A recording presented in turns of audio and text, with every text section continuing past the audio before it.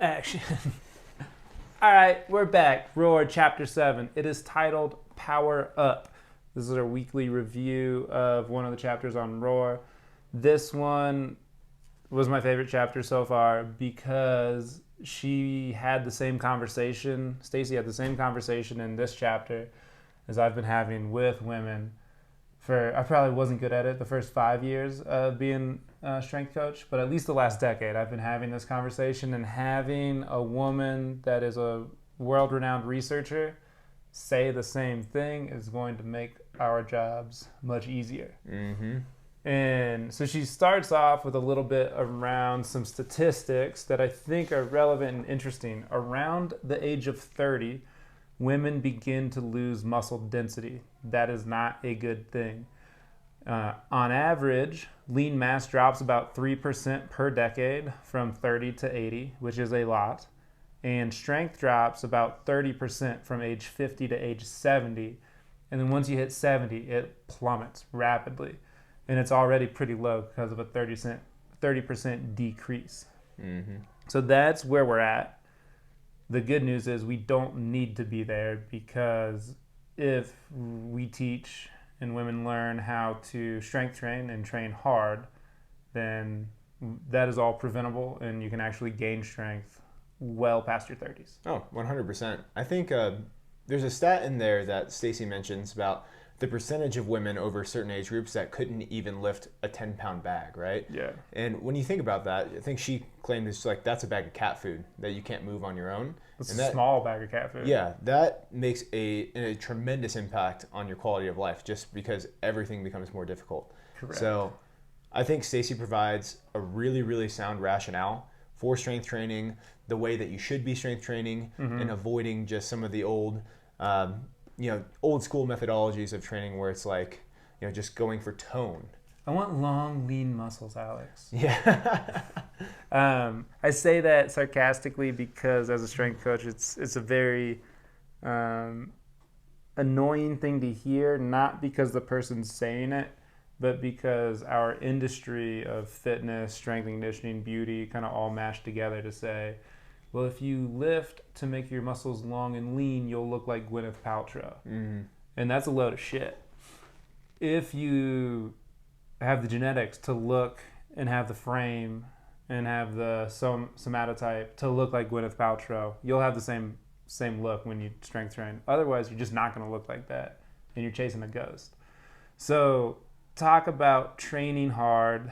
The good news is that will counteract all of the negative things that we just talked about. And you can actually grow in strength definitely through your 70s. Past that, the research is still a little shaky because we haven't had a whole lot of 80-year-olds train hard. But there was a really cool article, I forget which one it was.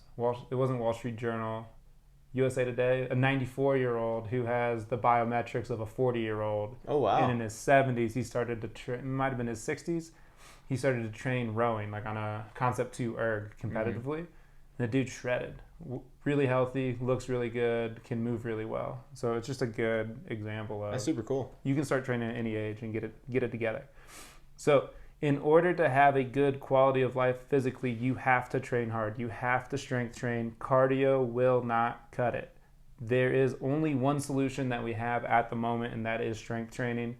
If you train for toning, you're not strength training. You're still going to lose a lot of the tissue and neurological benefits that you need in order to work well when you're older. People that tone, so light weights, really high reps, you're only working one type of muscle fiber. You're working the type of muscle fiber you're going to keep even if you don't train. So it's really kind of counterproductive in that aspect. And it's not going to keep your bones dense. It's not going to keep good muscle density. There's just a lot of negatives to only training to tone. Yeah, I think there are a couple things to jump into there. Let's do it. So when we talk about type of fiber that you'll reach when you train, there are only a few ways that you can recruit, like what you would call a higher threshold fiber, a type 2, fast twitch, whatever term you'd like to use. And it basically follows something called the size principle, which means that you always start when training with your lowest threshold group of fibers to perform a task. Mm-hmm. So if you're lifting a light load, that's what keeps you from like grabbing your cup of coffee, recruiting everything and smacking yourself in the chin with it, right? Yeah. So if you're trying to train those like faster twitch, stronger tissues, then you have to do that either through the external load, so like what amount of force is required, through speed or intent, or through fatigue. So those are really the only three ways that you can change what you're recruiting. And Stacy makes a big point about the fact that when training, you need to use heavy loads so you can find that tissue and train it. The second thing that you touched on is bone mineral density.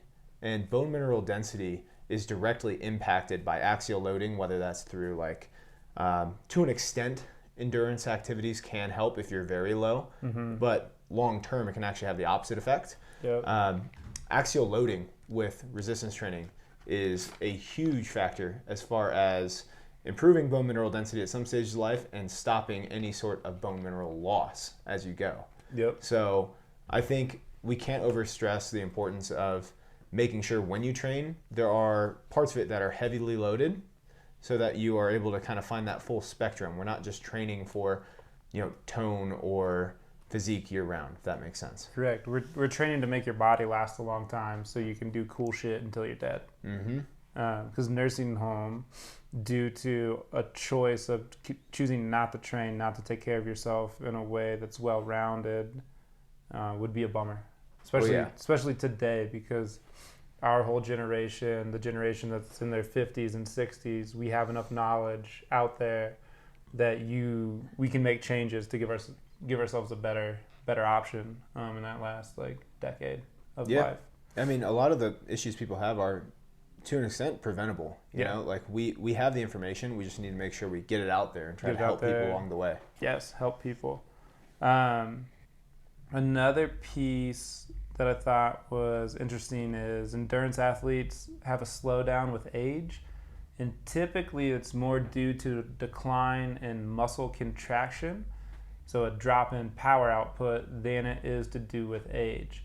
So if you're like the best in the world, Olympic gold medalist, the conversation's different. For most of the people in the world, you're going to be able to maintain the same output through your 30s, 40s, 50s, and then 60s. It's probably going to start to change a little bit because then the march of time is real, but it doesn't mean it's going to take a nosedive. It'll just start to walk down a little bit, but you can keep your muscles working quite well for the majority of your life, which is cool.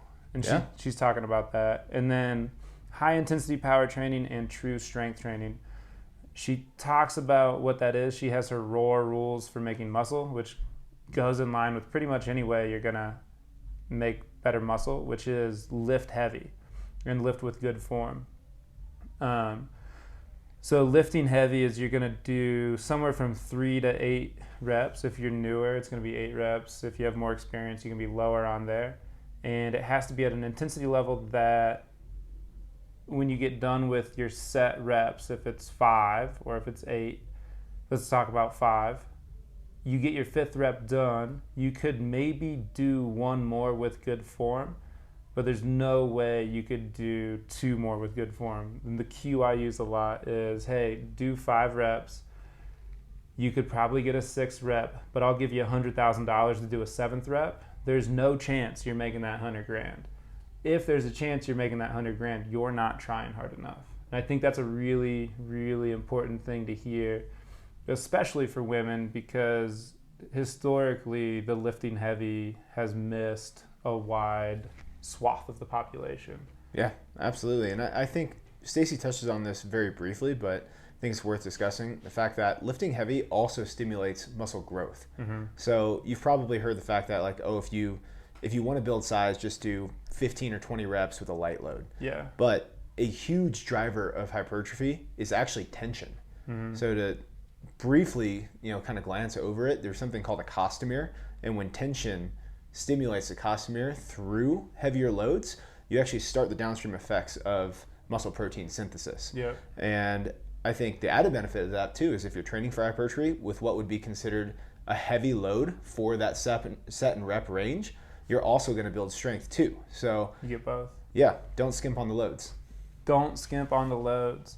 And it's really important to recognize if you've only been training for toning, only done Pilates, been a yoga chick, and you're like, I want to strength train, I'm getting fired up. The heavy is relative to what you've done before. So if the heaviest weight you've ever lifted is 15 pounds on a chest press, but you're like, I could probably press 70, don't. That's a setup for injury. So, and for that person, I would go up 5 to 10% per week until it actually started to get challenging. And that's going to give you an 8-week runway just for your body to start to adapt to a new stimulus. And you never want to go from 0 to 100. But if you take 8 weeks to get there, you're going to be working form, you're going to be working technique and learning how to move better so that when you do get to truly heavy loads, you're ready for it. Yeah, training is a skill. Yeah. So you can use that run-up period to feel really confident in what positions you should be in, how you should be setting up, what kind of intent you should be using. Yep. And then so how often should you lift? Like at least 2 to 3 times per week. 3 times per week is a sweet spot. 4 or 5 is fantastic, but 3 is really good. You can get away with 2, but you shouldn't unless you have a good reason. And most people don't have a good reason. For strength training, you can come in to the gym, warm up for 10 to 15 minutes, do 20 minutes of focused strength work, and you're out the door. So it's a 35 to 40 minute training session. It can be longer, but with that short of time, you can still get really good strength work in and leave the gym tired. One thing I want to touch on with that is I get this isn't just with women, but more of that kind of endurance crowd that we get here in Park City that comes into the gym. We'll give them a good strength workout where you're doing 3 warm-up sets to build up to a working weight of 3 sets of 4 back squat. And that should be 1 rep in reserve. So meaning you're doing 4, you could maybe get 5, you could maybe not get 5. So it's heavy. Then you're taking 2 to 3 minutes rest in between each. And then we finish with just 3 sets of 5 lunges, 3 sets of 5 pull-ups, 3 sets of 5 bench press. And people will get done with that, and then I'll see in between, like doing jump rope or jumping jacks or hopping on a bike. I got to keep my heart rate up. Like, why are you doing this? Well, that workout's just not hard enough, and that's not the case. You're not trying hard. So when you come in to do a strength session, when you get done with your set of 4, if you were to sit down for just 60 seconds and I say, okay, hop back up, give me another set of 4, there's no way you can do that. That'd be a devastating cue. You're like, no, I need more time. Like, that was rough. So you've got to shift your mindset. We're not trying to keep your heart rate up. We're not doing cardio. Stacy touches on it in the book. She doesn't talk a lot about cardio because most people are familiar and do cardio. Yep. There's nothing wrong with cardio. You should do it. You also have to strength train. And the mentality between strength training is I'm going to try really hard for a relatively short period of time, and I'm going to chill really hard. Strength training days are the best days because you mostly do nothing. But when you're doing something, you're doing it very hard. So if you go to a class, you go to a gym, you get a program from a strength coach, and you get done with a strength training program and you thought it was easy, that's because you did it wrong. And so learning how to do it right is a really important thing. Yeah, and keep in mind also, sweat is not a measure of a good workout. Correct. You know, sometimes we hear that people just want to get their heart rate up. They want to feel like they did something in the gym. Yeah. And so trying to get them to understand what the purpose of each type of training is really important because there's no point in trying to replicate what you already do out on the trails in the gym. We're trying to work on a totally different quality, so. Yeah. What adaptation are we trying to drive? How do we drive it? And then make sure we stay within those protocols. Makes a ton of sense. And the final point that she has is mix it up. She has her own kind of recommendations inside the book. What I think is a really good fix to that is just be on a program. If you have a good strength coach, they will have at least a 3-month program at a time, sometimes an annual program. If you're an Olympic athlete, it'll be a 4-year long. Quadrennial. Yeah. What's the word? Quadrennial. That's way out of my vocabulary.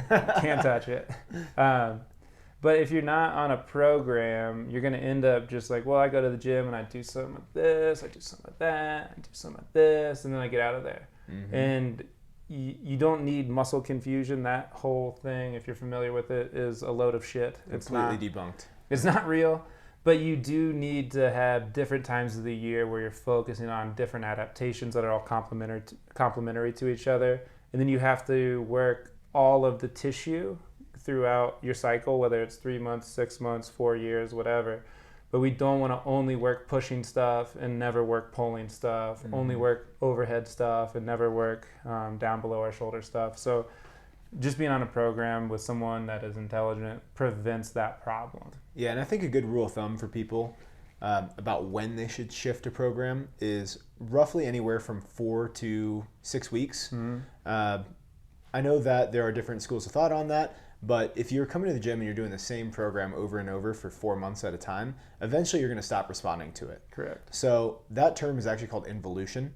And most people who are writing blocks, they last anywhere from like 2 weeks up to even 8 weeks. It depends on how frequent you're training, how hard you're training. Yeah. But roughly if you're in the 4 to 6 week window, you'll be in a happy spot. Yeah, that makes a ton of sense. And a 2 week window is inappropriate for almost everyone that is not a highly competitive athlete. Yeah, like a competitive taper or an overreach for 2 weeks makes sense. But for most of our purposes, you're not going to get a lot of benefit from it. Correct.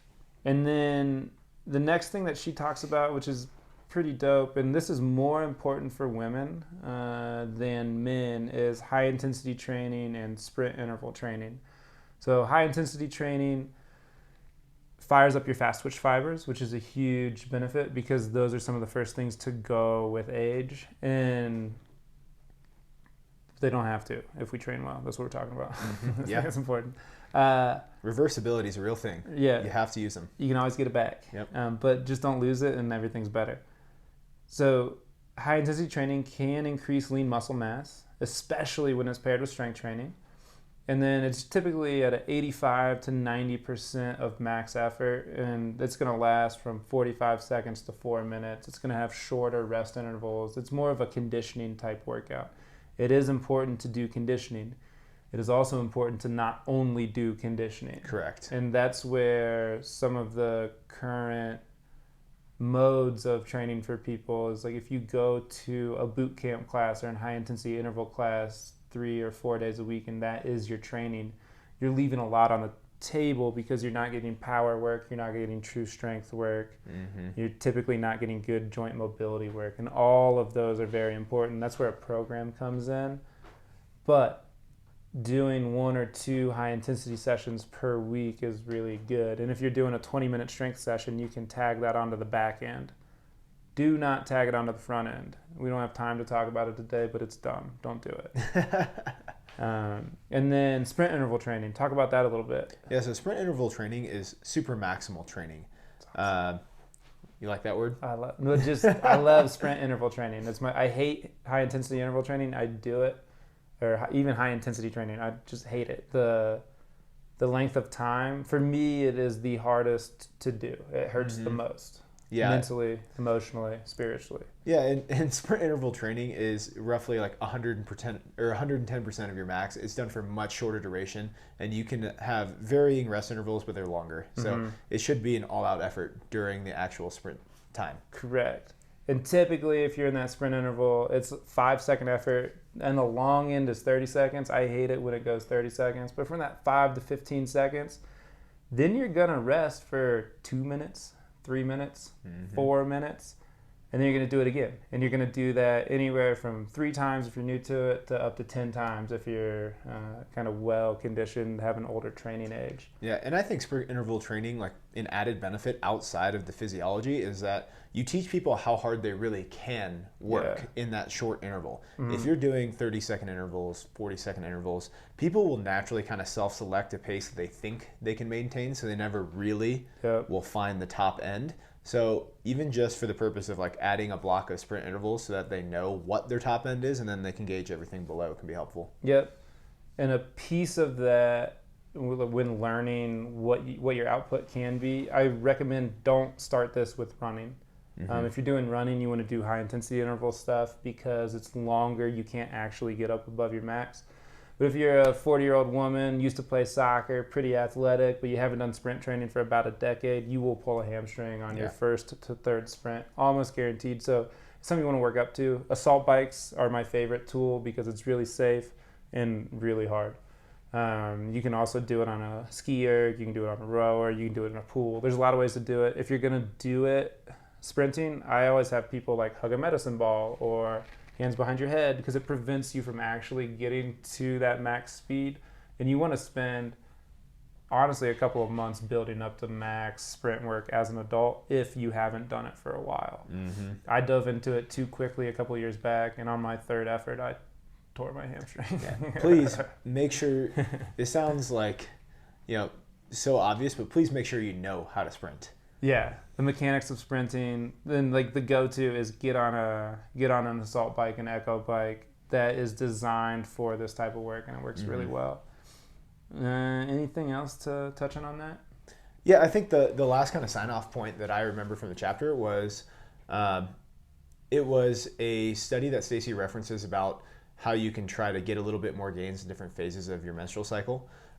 So she talked about how you might be able to make more gains during your low hormone phase. So they took a group that trained every third day throughout their entire cycle and compared them to a group that trained once per week during their luteal phase and every other day during the follicular phase. And they gained... Luteal is high hormone, and follicular is low. So once a week during high hormone, every other day during low hormone. Yeah, correct. Yep, and the group that was alternating the once per week versus every other day gained about 32% in their strength gains over the course of that study, whereas just every other day only gained about 13%. Yeah. So there are opportunities where you can try to, get a little bit more out of your training, but the take-home point from her is listen to how your body feels. So don't overstress it. If you feel terrible and don't think you're going to be able to get a good training session, that's okay. But the days where you're feeling good, take advantage of it. Yeah. And that leads back to the previous chapters where like you have to track your cycle. If you track your cycle, here's my follicular phase, here are the days I feel good, and we can stack your power and strength training into there. And then during the luteal phase, your high hormone phase, where you're most likely not going to feel as good, as snappy, maybe a little bit flat, we can do more of our endurance work, more of our technique work, more of our mobility work that doesn't require such a high output. So I think that's a great place to stop. This goes for all women. You got to strength train. It's not just for men. Women benefit from it just as much, if not more. So lift some weights.